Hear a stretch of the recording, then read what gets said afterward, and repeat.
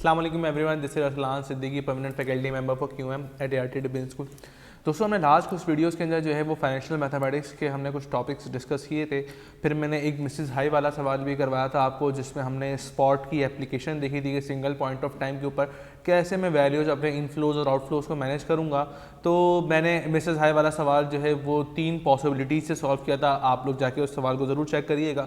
दोस्तों, एक और ज़रा कॉम्प्लिकेटेड सवाल जो है मैं आपके सामने लेके आया हूँ। ये सवाल पास्ट पेपर्स में भी आया हुआ है और ये सवाल जो है वो दाऊद शाहिद के अंदर भी जो है बुक के अंदर ये सवाल मौजूद है। अच्छा दोस्तों, इस सवाल के अंदर एक थोड़ी सी बायसनेस थी, वो मैं आपको बता दूंगा वीडियो के बीच में ही। जब हम सवाल को डिस्कस कर रहे होंगे तो वो सवाल जो है आप लोग लाजमी देखिएगा मिसेस हाई वाला, ताकि तीनों पॉइंट ऑफ टाइम के ऊपर, तीनों बेस्ट पॉसिबिलिटीज़ के ऊपर आपको क्लियर हो जाए कि सर स्पॉट किस तरीके से मैं सॉल्व करूँगा, किसी भी पॉइंट ऑफ टाइम को कंसिडर करूँगा, वहाँ पे इन वैल्यूज़ जो है वो सेम आएंगी, जब भी मैंने तीनों पॉसिबिलिटीज़ से आपके लिए वो सॉल्व किया था। अच्छा दोस्तों, अभी ये सवाल की तरफ चलते हैं और देखते हैं इसमें क्या एक तरह से बायसनेस थी और क्या जो है वो इस तरह की कॉम्प्लिकेशन को किस तरीके से मैं टैकल करूँगा। दोस्तों, क्या कह रहा है कि a person is to retire after 10 years. Sir, एक बंदा है जो 10 साल के बाद रिटायर होगा, इसका मतलब उसकी आज एज कितनी है? आज उसकी एज है एज 50। ठीक है, ईयर 0 के ऊपर उसकी एज है एज 50। फिर क्या कह रहा है? He wants to have sufficient money to be able to withdraw 6 million 12 years from now. From now से हमने पहचाना कि सर हर चीज़ें जो है वो स्टार्ट में होंगी। अब सर क्या होगा कि अगर 10 साल के बाद रिटायर होगा, एज 60 पर रिटायर होंगे, तो ये तो 10 ईयर्स है। एज 62 के स्टार्ट में उसको सर कितना चाहिए? मतलब ईयर 10 और ईयर 12। सर ईयर 12 के स्टार्ट में उसको चाहिए सर 6 मिलियन रुपीज़। ओके, फिर क्या कहता है? For his sons higher education and rupees 100,000 per month in advance. Okay, हर महीने के स्टार्ट में उसको 100,000 रुपीज़ चाहिए for household expenses for a period of 15 years from his after his retirement. तो सर रिटायरमेंट के बाद से ही हर महीने के स्टार्ट में उसको 100,000 रुपीज़ चाहिए for the period of 15 years. इसका मतलब सर एज 75 तक ये 100,000 रुपीज़ जो है वो एंड सो ऑन चलते रहेंगे। बात क्लियर होती है? तो दोस्तों, इस तरीके से सवाल को रीड कर करके आप अपनी टाइमलाइन जो है वो बनाते रहिएगा। फिर सर बात करते हैं आगे क्या? The person intends to invest all his money in a bank account which offers a guaranteed return of 9% compounded monthly. अब सर कंपाउंडेड के अगर मैं रेट की बात करूँ तो कंपाउंडेड का रेट जो है वो 9% है और कंपाउंडिंग क्या हो रही है? मंथली हो रही है। ओके सर, इसका मतलब इसको 12 से हम लोग भी डिवाइड भी करेंगे, तो मैं इंटरेस्ट की परसेंटेज की जगह सर ये यूज़ कर सकता हूँ। ओके दोस्तों, फिर क्या करेंगे?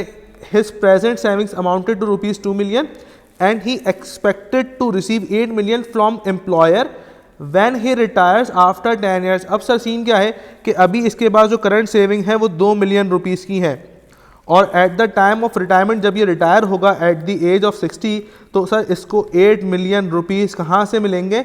एम्प्लॉयर से मिलेंगे। इसका मतलब सर ये 8 मिलियन रुपीज़ उन पेमेंट्स का पार्ट नहीं बनेगा जो पेमेंट्स मैं सेव करने जाऊंगा during the period, during the employment period. फिर सर क्या कहता है कि he also make the payments of monthly in advance contribution in the above account until the date of his retirement. अब वो सर कह रहा है कि हर महीने के स्टार्ट में इन एडवांस, सर हर महीने के स्टार्ट में मैं जो है वो पेमेंट्स करता जाऊंगा टिल एज 59 तक। जब मैं 50 से 59 तक गिनता हूं तो सर 10 पेमेंट्स आती हैं 10 साल की, क्योंकि हर महीने के स्टार्ट्स में होंगी पेमेंट। तो इस तरीके से जब मंथली पेमेंट्स हम कर रहे होंगे तो एज 59 तक मैं सर पेमेंट्स अपनी करूंगा। अब सर बात ये आती है, क्या कह रहा है कि sir determine the amount that should be deposited in the bank account each month in order to able to withdraw the desire amount. Sir desire amounts उसकी कौन कौन सी हैं? सर डिज़ायर अमाउंट्स उसके पास 2 हैं, एक सर 6 मिलियन और sir एक 100,000 rupees पर month in the start of every month after the retirement for the period of 15 years monthly.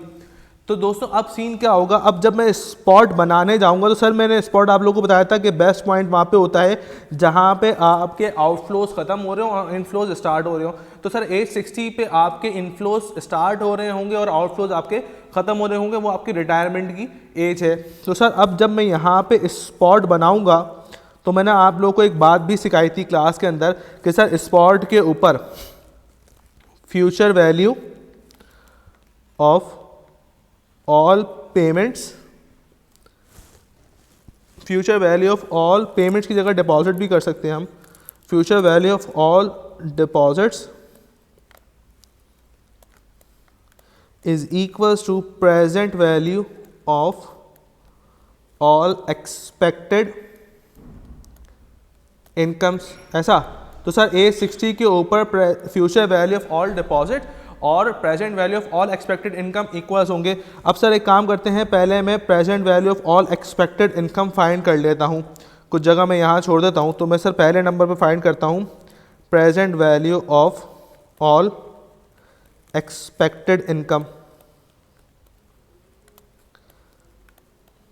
Sir present value of all expected income कब फाइंड कर रहे हैं हम लोग, एज 60 पे फाइंड कर रहे हैं, क्योंकि हमने इन सारी पेमेंट्स को, इन सारी 100,000 वाली पेमेंट्स को और इस 6 मिलियन को भी किस पे लेके आना है, एज 60 पे लेके आना है, क्योंकि हमने एज 60 को हमने स्पॉट बनाया है। अब सर जब 100,000 को मैं एज 60 पर लेके आता हूं तो 100,000 क्योंकि आर की वैल्यू है और यहाँ पर एन्यूटी ड्यू की एप्लीकेशन आ रही है। सर एन्यूटी ड्यू की एप्लीकेशन क्यों आ रही है, क्योंकि उसने पेमेंट्स के साथ लिखा था इन एडवांस हर महीने के स्टार्ट में चाहिए आफ्टर रिटायरमेंट फॉर 15 ईयर्स। तो सर इसी तरीके से 1 माइनस 1 प्लस इंटरेस्ट की परसेंटेज सर 9% थी और सर कंपाउंडिंग हो रही थी 12%। सर पावर कितनी, माइनस, पावर माइनस में आएगी और सर 15 सालों के लिए थी और हर महीने, तो 15 multiply by 12 sir over 9% over 12। Sir यहाँ कहानी ख़त्म हो जाती है या कहानी बाकी रहती है, सर ये तो कहानी अभी यहाँ पर 9% ओवर 12 का एक कंपाउंडिंग फैक्टर भी आएगा, क्योंकि पेमेंट्स हर साल के स्टार्ट पे हो रही है। और हमने सीखा था कि सर एन्यूटी ड्यू की प्रेजेंट वैल्यू का फॉर्मूला हमें फर्स्ट पेमेंट वाले साल पर ही लेकर आता है। ऐसा तो फर्स्ट पेमेंट जो है वो एज 60 पे विड्रॉ करेंगे, वो अमाउंट तो एज 60 वाले ईयर पर ही आएगी। आपको बात क्लियर होती है। उसको जब मैं इस फैक्टर को कैलकुलेटर से सॉल्व करता हूँ तो मेरे पास जो वैल्यू आती है वो आती है 993328 ओके सर। सर फिर एक और एक्सपेक्टेड इनकम थी 6 मिलियन। 6 मिलियन को भी 2 साल पीछे लेके आऊँगा क्योंकि 12 साल के बाद रिक्वायर्ड थी। तो सर अगर मैं 6 मिलियन की मैं डिस्काउंटिंग करता हूँ स्ट्रेट ओवर 1 प्लस 9% ओवर 12 की पावर कितनी सर 2 मल्टीप्लाई बाय 12। सर 2 क्यों, क्योंकि 2 साल पीछे लेके आया तो 12 क्यों किया, क्योंकि कंपाउंडिंग मंथली चल रहा था। सर अगर मैं इसको भी डिस्काउंट करता हूँ तो वैल्यू आती है 5014988 ऐसा। तो sir present value of all expected income कितनी हो गई 1494824 ऐसा। लेकिन सर इतनी अमाउंट मुझे रिक्वायर्ड तो है, लेकिन इससे कम अमाउंट मैं रिक्वायर्ड करूंगा क्योंकि 8 मिलियन उसको कब मिल रहे हैं, एज 60 में मिल रहे हैं। कहाँ से सर 8 मिलियन उसको मिल रहे हैं एज 60 के ऊपर फ्रॉम एम्प्लॉय। देखें he expected to receive 8 million from employ when he retires after 10 year. इसका मतलब सर मुझे फंड से 8 मिलियन रिक्वायर्ड नहीं होंगे, तो 8 मिलियन में यहाँ से इसके अंदर से क्या करा दूंगा सर, मैं लेस करवा दूंगा। तो जब मैं 8 मिलियन सर इसमें से लेस करवाता हूँ तो मेरे पास क्या बचता है 6948274। अब सर ये कौन सा अमाउंट है, सर ये आ गए आपके पास present value of all expected income ऐसा। सर ये present value of all expected income मैं ऊपर लिख दूं यहाँ पर, सर बिल्कुल लिख देते हैं। सर मैंने यहाँ लिख the present value of all expected income कितनी आ गई मेरे पास 6948274। सर ये तो present value of all expected income. Sir future value of deposits कैसे निकलेगा, देखो 2 मिलियन हमने डिपॉजिट कराया ईयर 0 पे, स्ट्रेट इसकी 2 मिलियन की मैं कंपाउंडिंग कर दूंगा फॉर कितने ईयर्स, फॉर 10 ईयर्स। तो सर अगर मैं 2 मिलियन लिखता हूँ यहाँ पर और उसकी मैं स्ट्रेट कंपाउंडिंग करता हूँ 1 प्लस 9% ओवर 12 की पावर सर कितनी सर पावर आएगी 120, क्योंकि 10 सालों के लिए करूंगा और कंपाउंडिंग मंथली बेसिस चल रहा है, तो सर ये पावर आएगी। सर इसमें प्लस भी करूंगा ना एक अमाउंट, क्योंकि सर ये भी तो इनकम, ये भी तो डिपॉजिट है मेरी, इन सब की फ्यूचर वैल्यू मिलाकर सर इसके बराबर बनेगी, present value of all expected incomes के बराबर बनेगी। तो सर बिल्कुल अब क्या करूं सर, ये भी पेमेंट्स क्योंकि इन एडवांस हो रही है हर महीने के, यहाँ पर भी एन्युटी ड्यू में अप्लाई करूंगा। कैसे सर, x 1 + 9% ओवर 12 की पावर, सर पावर कितनी आएगी 120, क्योंकि 10 सालों तक हो रही है और फिर अगेन कंपाउंडिंग मंथली चल रही है, तो 120 - 1 ओवर 9% ओवर 12, और सर एक कंपाउंडिंग फैक्टर भी यहाँ पर मैं ऐड ऑन कर देता हूँ साथ में, because of annuity due 9% over 12, ऐसा।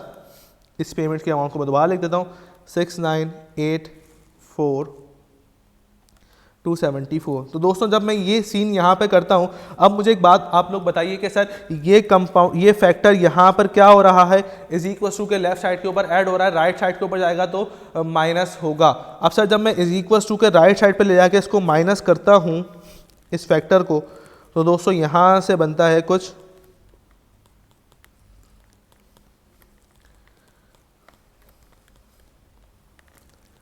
ये फैक्टर मैं दोबारा मैं ऐसे एज इट इज लिख देता हूं। तो जब सर मैं इस वैल्यू में से इसकी वैल्यू माइनस कराता हूं, इसकी वैल्यू में माइनस कराता हूं क्योंकि इक्वल टू के लेफ्ट साइड पे प्लस में आ जाके माइनस होगा, तो सर जब मैं वैल्यू माइनस कराता हूं दोस्तों, तो इसकी वैल्यू कुछ बनती है यहाँ से 2045560 ऐसा। तो दोस्तों अब ये अमाउंट कहाँ से रिक्वायर्ड है सर, ये अमाउंट उस पेमेंट से रिक्वायर्ड है, उन मंथली पेमेंट से रिक्वायर्ड है जो मंथली पेमेंट्स में हर महीने के स्टार्ट में करूँगा ड्यूरिंग द एम्प्लॉयमेंट ईयर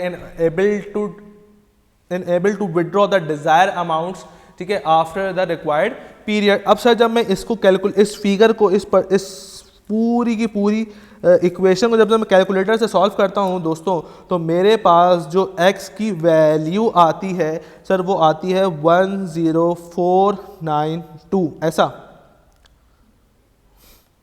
तो दोस्तों ये वो अमाउंट है जो उसको हर महीने रिक्वायर्ड है डिपॉजिट करना during the employment year in able to withdraw 6 million at age 62 and for able to withdraw 100,000 rupees from the age of retirement till the age of 75। तो दोस्तों इस तरीके से हमने ये स्पॉट वाला सवाल जो है सॉल्व कर लिया। अब सर स्पॉट बच्चों को कन्फ्यूजन होती है सर हम स्पॉट किस पॉइंट ऑफ टाइम को बनाएं, तो मैंने तुम लोगों को क्लास में बताया था, मैं अभी दोबारा बताता हूँ सर, वो पॉइंट ऑफ टाइम चूज़ कर लो जहाँ पर तुम्हारे इनफ्लो स्टॉप हो रहे हो, जहाँ पे तुम्हारे इनफ्लो जो है वो स्टार्ट हो रहे हो और आउटफ्लो तुम्हारे स्टॉप हो रहे हो, तुम उस पॉइंट ऑफ टाइम को जो है तुम लोग क्या कहते हैं स्पॉट बना सकते हो। अगर सर स्पॉट हम ईयर 0 बनाना चाहें तो ईयर 0 बना लेना, तब भी तुम्हारी वैल्यू सेम आएगी। अगर तुम एंड ऑफ द पीरियड बनाना चाहोगे तब भी तुम्हारी वैल्यू जो है वो सेम आती है। जब भी मैंने मिसेस हाई वाला सवाल 3 पॉसिबिलिटीज़ ऑफ स्पॉट से सॉल्व करवाया था। अब सर बात ये आती है कि पास पेपर्स के अंदर सेम सिमिलर सवाल गिवन है इस तरीके का, लेकिन उसमें जो है वो 100,000 के साथ इन एडवांस का वर्ड कनेक्टेड नहीं है, जो वो मंथली पेमेंट्स कर रहे हो उसके साथ इन एडवांस का वर्ड कनेक्टेड नहीं है, और सर जो 8 million के साथ लिखा हुआ था कि sir he expected to receive 8 million, sir वो यहाँ लिखा हुआ है फ्रॉम एम्प्लॉयर, वहाँ से गायब है। तो सर फ्रॉम एम्प्लॉयर अगर गायब होता तो एक थोड़ी सी बायसनेस क्रिएट हो जाती है कि कहीं ये अमाउंट जो है वो बैंक से रिक्वायर्ड तो नहीं है, लेकिन सर क्योंकि सवाल का सॉल्यूशन जो है वो इसी पैटर्न पे सॉल्व होना है कि सर वो 8 million जो है वो उसको at the time of retirement employer से रिसीव होंगे, तो सर फ्रॉम एम्प्लॉयर का वर्ड जो है वो सवाल में मिसिंग था। तो जब भी मैंने यहाँ पर ऐड करके आप लोगों को मैंने सोचा कि मैं आपको एड्रेस करता चलूँ। तो दोस्तों इसी तरीके से हम जो है वो कुछ नए सिनेरियोज, नए प्रैक्टिस क्वेश्चन जो है आपके साथ डिस्कस करते रहेंगे। तब तक के लिए मुझे इजाज़त दीजिए। अल्लाह हाफिज़।